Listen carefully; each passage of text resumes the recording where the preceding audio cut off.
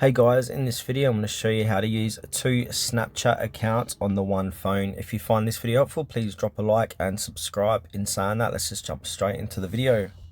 Alright, so I'm going to go ahead and open up my Snapchat on my device. And as you can see, I'm logged into my Snapchat account. So in order to have two Snapchat accounts on your device, all you need to do is simply just log out. So I'm going to click the gear icon on the top right hand corner.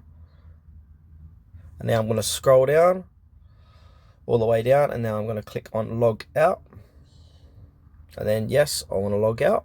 So don't worry, this isn't going to delete your account, it's just going to log you out. Now from here, if I scroll across, I've got another account here, so you can see I've got two accounts inside Snapchat. So to add a second account, all you need to do is just simply click onto either sign up to create a new Snapchat account or switch account. So if we go ahead and click on switch account, you can just put in the username here and then put in the password, click on login, and that will be your second Snapchat account on your phone.